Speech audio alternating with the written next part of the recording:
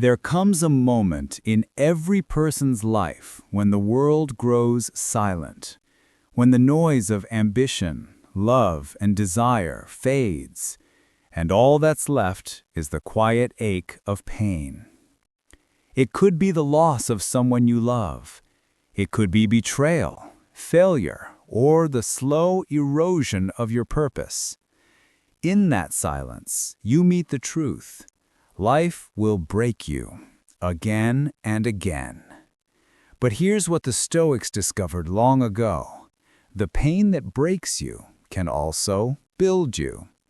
The same fire that burns can also forge steel.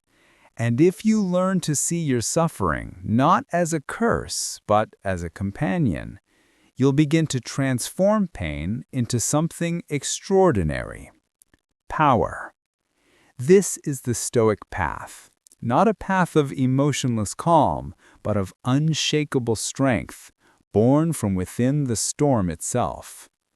So today, we explore 10 Stoic strategies to rise above life's chaos and to turn your pain into the very source of your power. Rule 1. Accept what you cannot control. The Stoics began where all transformation begins: acceptance. Epictetus once said, "We suffer not from the things themselves, but from our opinions about them." Modern life teaches us to fight reality, to wish things were different, to resist the flow of what is. But resistance to reality is the first source of pain. Acceptance doesn't mean weakness. It means clarity, the wisdom to see what belongs to you and what doesn't. You cannot control how people treat you. You cannot control the weather, the economy, or fate itself. But you can always control your response, your thoughts, your choices, your attitude. The moment you stop trying to control the uncontrollable, you free yourself from chains you never knew you carried. Ask yourself each day, is this within my control or not? And if it's not, let it go. That is where peace begins. Rule 2. Reframe your suffering as a teacher. Pain is not your enemy. It is your most honest teacher. Marcus Aurelius wrote in his Meditations, "The impediment to action advances action. What stands in the way becomes the way." Every obstacle is not a wall, but a mirror. It shows you your weakness, your pride, your fear. And through that reflection, you gain the power to grow. When life hurts, ask not, "Why me?" Ask instead, "What is this teaching me?" Every heartbreak teaches compassion. Every failure teaches humility. Every loss teaches detachment. And every storm strengthens your soul. Modern Stoicism is not about suppressing emotions. It's about transforming them. To use anger as fuel for justice. To use fear as a compass for growth. To use grief as a reminder to love what remains. Pain is not punishment. It's purification. Rule 3. Live each day with Memento Mori. Memento Mori means remember that you must die. To the Stoics, this was not a morbid idea. It was liberation. Because death reminds us that time is the most precious currency we have, and wasting it on resentment, fear, or envy is the ultimate tragedy. When you live with death in mind, you stop clinging to things that don't matter. You stop postponing joy.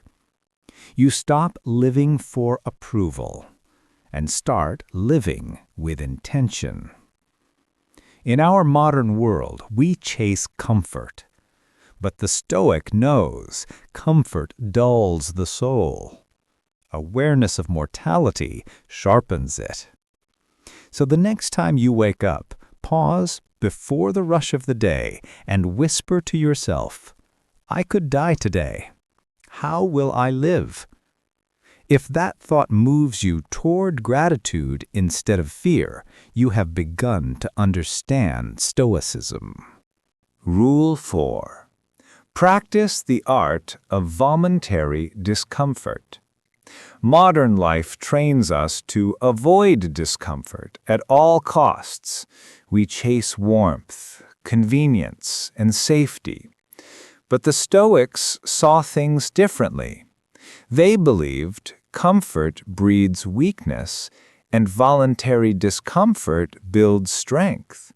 Seneca once advised, set aside a certain number of days during which you shall be content with the scantiest and cheapest fare, saying to yourself the while, is this the condition that I feared?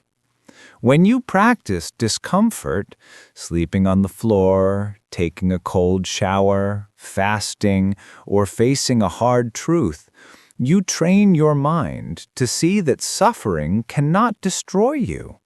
You discover that your peace does not depend on external ease. In modern terms, every small act of chosen discomfort becomes an armor against life's chaos. You're not punishing yourself, you're preparing yourself. Because when the real storm comes, you'll already have met the wind. You'll already know that you can endure. Pain loses its power over those who have learned to walk beside it. Rule 5. Master the inner dialogue. The world outside you is chaotic, but the real storm always begins within. Epictetus said, it's not what happens to you, but how you react to it that matters. Your thoughts are not facts. They are passing clouds in the vast sky of your consciousness. If you identify with every thought, I'm not enough, I failed, I can't, you hand your power to illusions. The Stoic trains the mind like a warrior sharpens a blade. When a negative thought arises, he doesn't fight it, he observes it. He steps back and says, this is not me, this is only a thought. In the modern world, this practice is mindfulness, but the Stoics already knew its power thousands of years ago. They learned to rule their minds so that no external force could rule them. So, the next time the voice of doubt whispers in your head, answer calmly, you may speak, but I decide what is true. That's not denial, that's dominion. Rule 6. Embrace the present moment. Marcus Aurelius reminded himself daily, do not waste the rest of your life imagining what others think of you. Focus on this moment, as if it were your last. The Stoics knew that all pain grows in the distance, in memory or in imagination. The mind suffers more in thought than in reality. We replay the past, or fear the future, and in doing so, we abandon the only place where peace can exist, now. To rise above life's storms, you must anchor yourself in the present. Notice your breath. Notice your heartbeat. Notice the life moving through you right now. When you focus on the present, pain becomes smaller, manageable, breathable, human. The storm outside may rage, but inside, you stand still, like a mountain watching the clouds drift by. Rule 7. Transform comparison into gratitude. Comparison is the thief of peace, and in the age of social media, it has never been louder. The Stoics faced the same poison in different form, envy of wealth, status, or power. But they taught a timeless antidote: gratitude. Seneca wrote, "It is not the man who has too little, but the man who craves more that is poor." The Stoic practice is simple.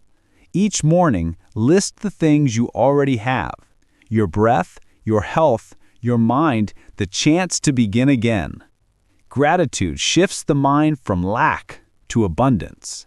It reminds you that life has already given enough. And then that remembrance, envy, dissolves. To turn pain into power, you must stop measuring your life by others. Your journey is your own. Your progress invisible to everyone but you. Look around. You already have more than you once prayed for. Now it's time to live like it. Rule 8. Focus on virtue, not outcome. Modern life measures success in results, numbers, fame, wealth, validation. But the Stoics measured success by virtue, by who you became in the process. Marcus Aurelius wrote, "Waste no more time arguing about what a good man should be. Be one." To the Stoics, virtue was the only good that cannot be taken away. You might lose fortune, health, or friends, but your integrity, your courage, your justice, your wisdom, those belong to you. When you focus only on outcomes, failure becomes unbearable. But when you focus on virtue, even loss becomes progress. You may fail at a goal, but if you remained honest, brave, and compassionate, you have already won in the Stoic sense. Let this be your quiet revolution, to value character over comfort and effort over applause. Rule 9. Practice Amor Fati, love of fate. At the heart of Stoicism lies its most beautiful principle, Amor Fati, love your fate. Not just accepting what happens, but loving it. Every loss, every hardship, every twist of fate is not something to endure, but to embrace. Friedrich Nietzsche, echoing the Stoics, said, "My formula for greatness in a human being is amor fati, that one wants nothing to be different, not forward, not backward, in all eternity." To love fate is to trust that life gives you not what you want, but what you need for your growth. It means saying yes, even to pain, because you know it's shaping you into something higher. So when you look back on your life, don't just forgive your suffering, thank it, for it made you wise, patient, resilient, alive. Amor Fati is not surrender. It's the deepest form of power. To smile in the face of the storm, knowing it could never take your soul. Rule 10. Serve something greater than yourself. The Stoics believed that we are all part of a greater whole, an interconnected web of reason, nature, and humanity. And the greatest way to transcend pain is to live for something beyond yourself. When your pain serves only you, it feels heavy. But when your pain serves others, it becomes purpose. Use your wounds to help someone heal. Use your mistakes to guide someone lost. Use your strength to lift those who have fallen. Marcus Aurelius marked, "What is not good for the hive is not good for the bee." You are not separate from the world. You are a vital piece of it. Your life gains meaning not in comfort, but in contribution. And in giving to others, you discover the final Stoic secret. The power you seek has always been within you, waiting to be awakened through compassion. In the end, pain is inevitable. No philosophy, no belief, no wealth can erase it. But what you do with that pain, that is where your freedom begins. The Stoics didn't seek to escape life's storms. They sought to stand within them, unshaken, aware, alive.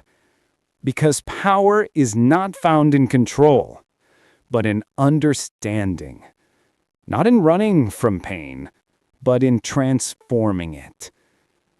So the next time you suffer, pause, breathe, remember these words. You are not broken. You are being forged. Every scar is proof that you are still standing.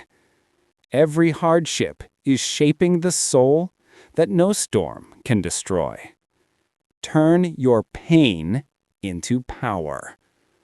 Rise above the storm. And when the world asks how you remained calm through the chaos, simply say, I learned to love the storm.